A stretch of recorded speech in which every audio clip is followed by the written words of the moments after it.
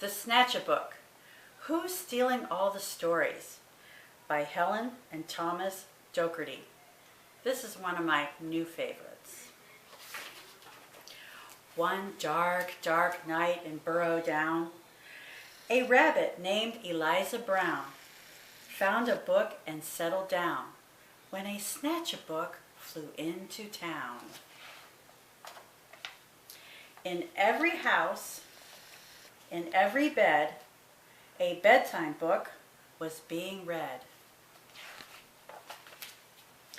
Tales of dragons spitting flames, witches playing spooky games, pirates on the seven seas, princesses trying to sleep on peas, and every child in every bed listened hard to each word said.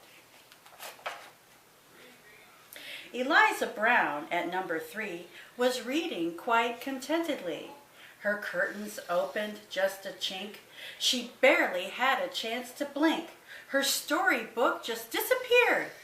Eliza found that very weird. Whoops. Okay. The little owls on Mommy's lap were quite surprised to hear a tap against their bedroom window glass. Tap, tap! The noise came really fast. Before they'd even looked around, the book was gone without a sound. The wind blew wild across the sky. The smallest squirrel heard a cry.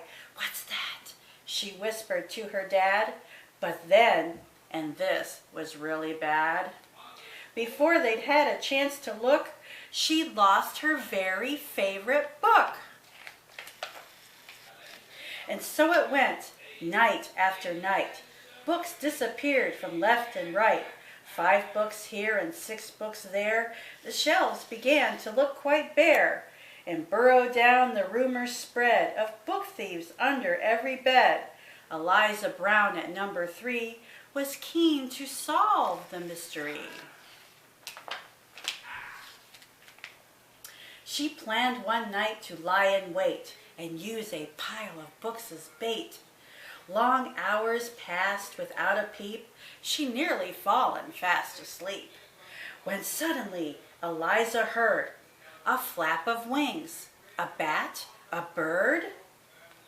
Eliza saw a shadow loom, enormous, right across her room. What kind of monster could it be? Eliza thought, "You don't scare me." And yet her heart was beating fast. She'd have to face that thief at last. She threw the window open wide and shouted to the thing outside, "Stop stealing all our books right now. Just give them back. I don't care how." "I'm sorry," came a little voice. "I really am. I had no choice." Eliza looked down in surprise. She couldn't quite believe her eyes. "So who are you, and what's your name?" The creature hung its head in shame. He mumbled with a mournful look, "I'm just a little Snatchabook." Eliza nodded solemnly. She set the creature on her knee. "You can't just come and help yourself to every book on every shelf." A tear rolled from the creature's eye, and softly he began to cry. "I know it's wrong, but can't you see?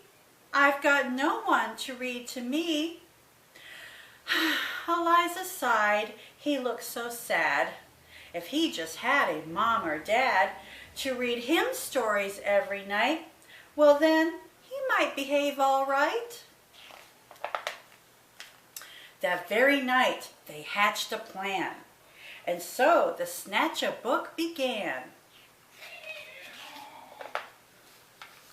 To give back all the books he'd picked, Eliza Brown was very strict. Then, trying hard to prove himself, he stacked them neatly on each shelf.